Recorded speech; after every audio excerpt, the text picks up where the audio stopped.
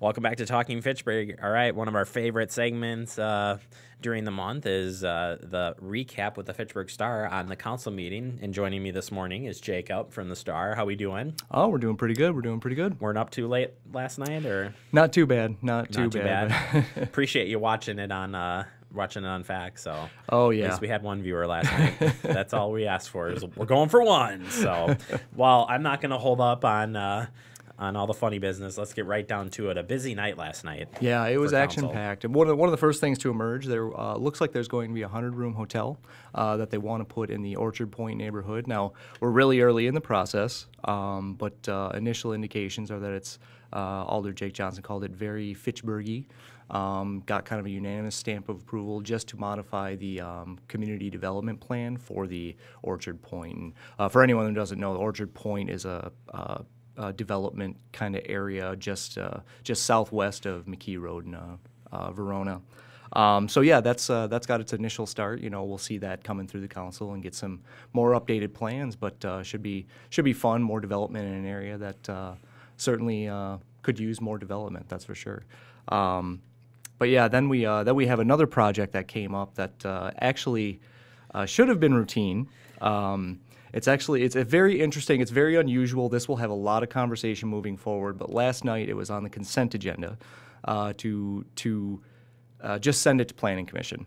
It was pulled out of the consent agenda. So the plan as it stands, it's a site on County Highway MM in the Northeast neighborhood, and as we all know, the Northeast neighborhood is primed for a lot of development. But it was originally being used as an old concrete dump site.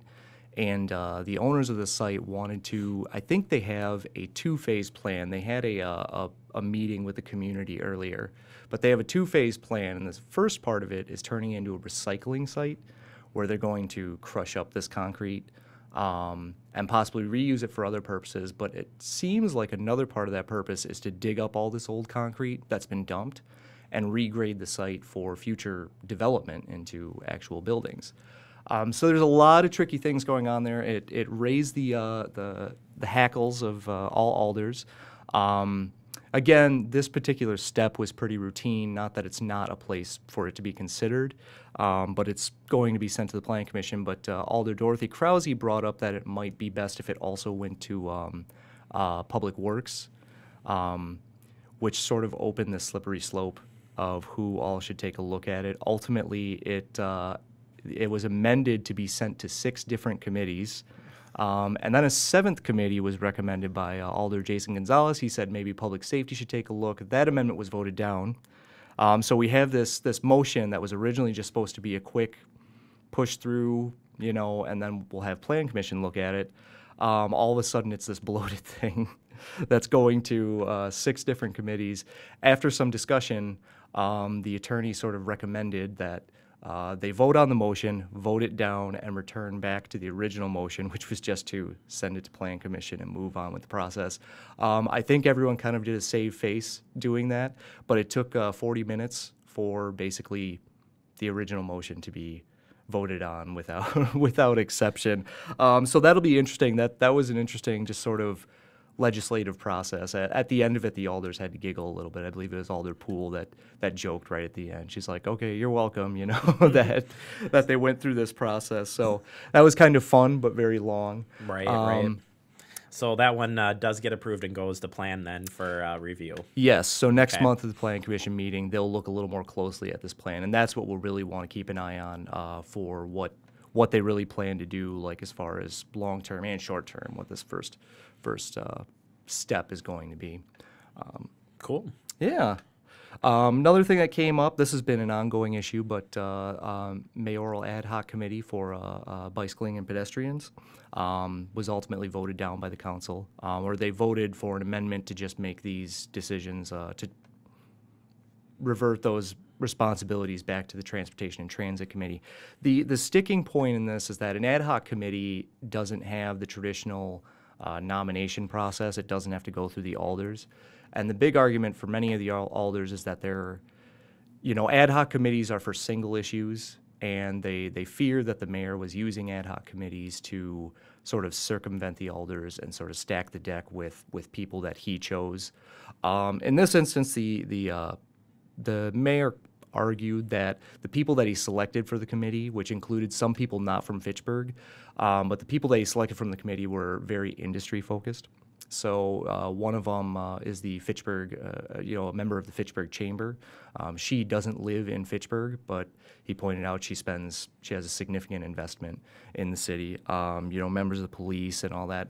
But ultimately, it didn't sway 5 members of the council, and that was pulled. And I'm sure it's a continuing discussion with ad hoc committees because there's certainly that skepticism about what they're being used for. So. Another issue that came up, of course, mayoral vetoes have become pretty regular, but there was the most recent one was over employee campaign rules. They passed an ordinance last council session, basically providing for the firing of people who do political campaigning on city time, including contractors. It was vetoed. And at that time, the argument was that there were concerns from the attorney, but we didn't have a memo. Apparently, the attorney had put a memo out there, but the new agenda system was having trouble, or something to that effect.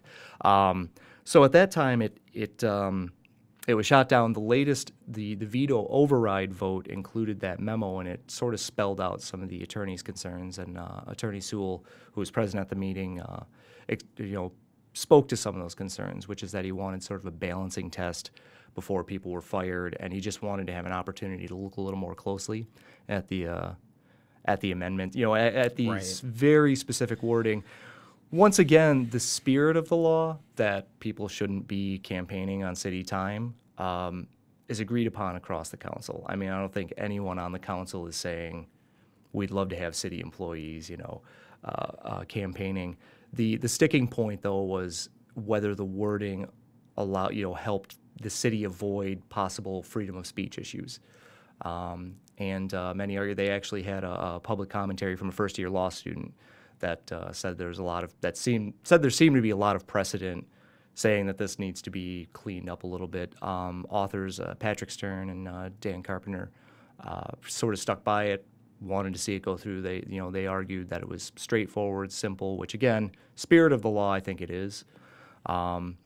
And they would have actually, what's unique about this instance, they would have almost had the veto override ability, because at the last vote they had Tony Hartman, who typically sides in these more partisan votes with the other side, actually agreed with the vote, but he promised to change his vote this time, and Dan Carpenter sort of called him out on that. But he did point out, Hartman pointed out that in the last vote he did request to amend it and add those changes. So as it stands, the veto was upheld. But this is probably not the last we'll hear about this. We'll see if they make some amendments and reintroduce something, or possibly comes up again. Wow. Yeah. Wow. I'm gonna let you go. You got a minute left.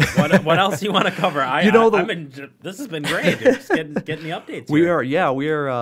It's definitely full schedules, and I wonder what the next one will bring. Honestly, with this one, but the only other item that was on there, they went into closed session about a lawsuit the city is facing over Lacey Road extension. Now this is a little curve in the road over by County Highway MM. Actually, Northeast neighborhood is getting a lot of love lately in the council, but.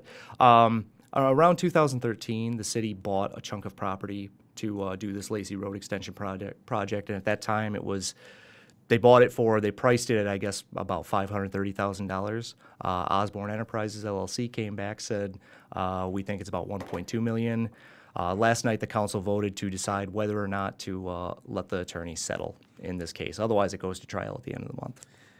Well, we'll keep you up to date on that. Jacob, we appreciate you coming in. A full recap. We appreciate it. Certainly, you can check out the stories online at the Star's website or check it out in the next edition of the paper. All right. Well, thank you for having us. All right. We'll see you next month. Coming up next, we're going to wrap up the show. We'll be right back.